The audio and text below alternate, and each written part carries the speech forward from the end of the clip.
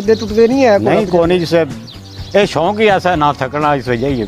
अच्छा ਤੁਸੀਂ ਪੁਰਾਣੇ ਸਵਾਰ ਹੋ जी ਮੈਂ ਸਮਝਦਾ ਤੁਹਾਡੇ ਕੋਲ ਗੱਲ ਕੋ ਪੁੱਛਣੀ। ਇਹ ਦੱਸੋ ਜਿਹੜਾ ਉਹਦਾ ਨੇਜ਼ਾਬਾਜ਼ੀ ਬਹੁਤ ਜ਼ਿਆਦਾ ਹੋ ਰਹੀ ਹੈ, ਅੱਲਾ ਦਾ ਕਰਮ ਹੈ जी जी ਖਾਸ ਤੌਰ ਸਾਡੇ ਜ਼ਿਲ੍ਹੇ ਉੱਤੇ, जी जी ਤੇ ਤੁਸੀਂ ਮੁਤਮਿਨ ਹੋ ਹਰ ਚੀਜ਼ ਦੇ ਉੱਤੋਂ, ਗਰਾਊਂਡ ਤੋਂ, ਜੱਜਾਂ ਤੋਂ, ਵੇਖਣ ਵਾਲਿਆਂ ਤੋਂ, ਹਰ ਚੀਜ਼ ਤੋਂ ਮੁਤਮਿਨ ਹੋ ਜਾਂ ਯਾਰ ਕੋਈ ਤਜਵੀਜ਼ ਜਾਂ ਕੋਈ ਹੈ? ਨਾ ਨਾ ਠੀਕ, ਬੜਾ ਸੋਹਣਾ ਕੰਮ ਹੈ, ਚੰਗਾ ਕੰਮ ਹੈ। ਇਹਦੇ ਵਿੱਚ ਹਰ ਬੰਦਾ ਜਿਹੜਾ ਆਵੇ ਸਾਨੂੰ ਤੇ ਚਾਹ ਚੜਦੇ ਨੇ, ਅਸੀਂ ਹੋਰ ਹਰ ਬੰਦੇ ਨਾਲ ਤਾਮਣ ਕਰਨੇ ਆ। ਬਾ ਤੁਸੀਂ ਇਸ ਫੀਲਡ ਵਿੱਚ ਆਓ, ਅੱਛਾ ਚਾਹੁੰਦੇ ਕੰਮ ਹੋ ਹੈ ਨਵੇਂ ਬੰਦੇ ਆਵਣ, ਜੀ, ਬੜਾ ਰੌਣਕ ਵਧੇ? ਯਾਰ ਰੌਣਕ ਵਧੇ। ਇਸ ਤੇ ਕਿੰਨਾ ਅਰਸਾ ਹੋ ਗਿਆ ਤੁਹਾਨੂੰ ਇਹਦੇ ਵਿੱਚ ਆਇਆ ਭਜਾਇਆ? ਜੀ ਹੋ ਗਏ ਨਾ ਮੇਰੇ ਹਾਲ ਦਾ ਕੋਈ ਮੈਨੂੰ ਕੋਈ 30 ਕੁ ਸਾਲ ਹੋ ਗਏ ਨੇ ਮੈਨੂੰ 30 ਸਾਲ ਹੋ ਗਏ। ਤੇ ਦੱਸੋ ਇਹਨਾਂ 30 ਸਾਲਾਂ 'ਚ ਜਾ ਤੁਹਾਡੀ ਜ਼ਿੰਦਗੀ ਦੇ ਵਿੱਚ ਕਿਸੇ ਗਰਾਊਂਡ ਦੇ ਵਿੱਚ ਕੋਈ ਲੜਾਈ ਝਗੜਾ ਹੋਇਆ? ਨਾ ਨਾ ਕੋਈ ਨਹੀਂ, ਇਹ ਬੜੀ ਅੱਛੀ ਗੇਮ ਹੈ, ਬੜੀ ਸਕੂਨ ਵਾਲੀ, ਬਹੁਤ ਅੱਛਾ ਕੰਮ ਇਹ ਹੈ। ਬੜੀ ਅਹਿਮ ਗੱਲ ਹੈ ਜੀ ਕਿ ਜਾ, ਜਾ। ਵਾਹਿਦ ਨਿਜ਼ਾਮ